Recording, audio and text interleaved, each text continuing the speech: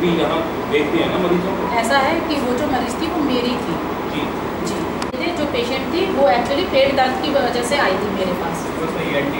सुनिए तो सही, ये तो उसका अभी आपको सारी बात बताई जाएगी कि जब पेशेंट कोई अगर किसी के ऊपर इल्ज़ाम लगाना रहता है तो वो तो जब इतनी सारी बात बना सकती है, तो ये तो बहुत छोटी सी बात है बनाना।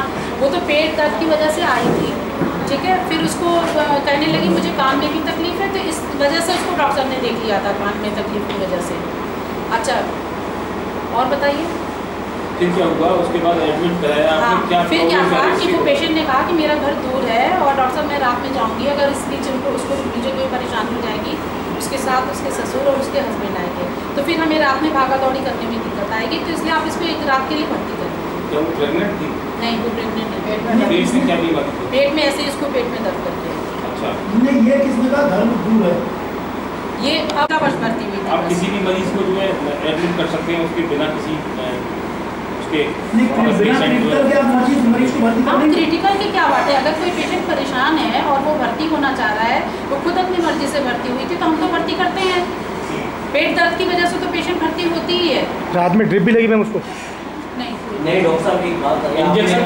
इंजेक्शन कौन से दिए गए थे उसको?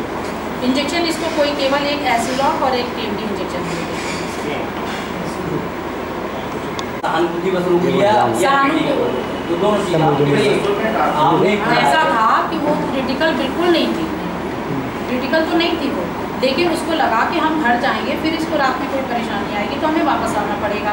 ये तो उसकी सोची समझी साजिश थी ना, इसलिए वो भर्ती हुई थी। लेकिन उसको कई बार ऐसे पेशेंट हम लोग के पास आते हैं और रात के लिए ओवरनाइट एडमिट अंडर ऑब्जर्वेशन के लिए उनको रखा जाता है, ऑब्जर्वेशन के लिए उनको रखा जाता है। जब वो ठीक होते हैं तो उनको डिस्चार्ज कर दिया जाता है। ये साजिश क्यों बनाई? ये तो हमें नहीं पता ना, ये तो आप उससे पूछ सकते हैं। आपसे कोई द्वेष है किसी पेमेंट को लेकर के कभी कोई बात हुई हो? मरीज तो आपके पास हुए सुबह से लेके शाम तक पता नहीं कितने आते होंगे। हाँ। लेकिन उसने ये साजिश क्यों बनाई थी? ये हमें पेमेंट वगैरह कितना दिया गया उसका इलाज? जैसे डॉक्टर साहब 500 रुपये।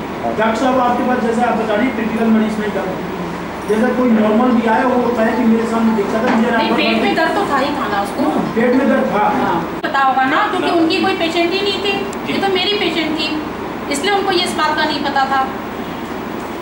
जब उनकी एक भी पेशेंट मेरे अस्पताल में भर्ती नहीं थी उस दिन।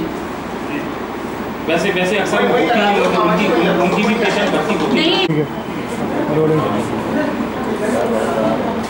नहीं पकड़ के लगा है, पकड़ लगा पकड़ के ला पकड़े कमर में हाथ डाला था। हाँ कंधे पे पकड़ा हुआ, वो लग रही है कंधे पे हाथ रखा हुआ है।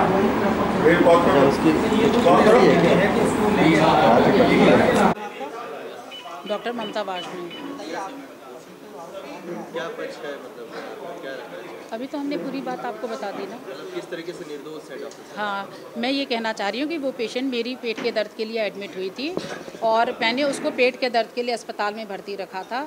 वो उसको इसलिए भर्ती रखा था कि उसको रात में कोई परेशानी होगी तो हम लोग उसका ट्रीटमेंट, उसको इधर उधर भागना नहीं पड़ेगा। सुबह वो बिल्कुल सही हो गई थी तो उसको हम लोगों ने डिस्चार्ज कर दिया था और वो 10 बजे अस्पताल छोड़ के हमारे यहाँ गई और 10 बजे तक उसने किसी से भी कोई शिकायत नहीं करी कि मेरे साथ रात में कोई इस तरह की वारदात हुई है।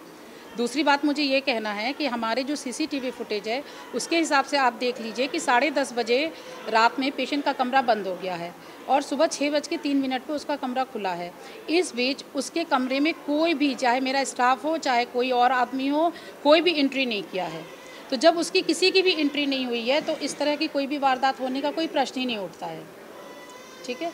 तीसरी बात, मुझे ये सुनियोजित घटना लग रही है क्योंकि अगर पहली बात वो ये कहती है कि डॉक्टर साहब ने 7 महीने पहले भी मेरे साथ ऐसी वारदात की थी, तो वो फिर मेरे अस्पताल में क्यों आई इतने और वो हमारे हॉस्पिटल से काफ़ी दूर पे रहती है और उस बीच कम से कम 50 नर्सिंग होम है। 50 नर्सिंग होम को छोड़कर वो मेरे अस्पताल में मुझे दिखाने क्यों आई, ठीक है। इन सभी बातों से ऐसा प्रतीत होता है कि उसकी पहले से ही सोची समझी साजिश है और इसके पीछे किसी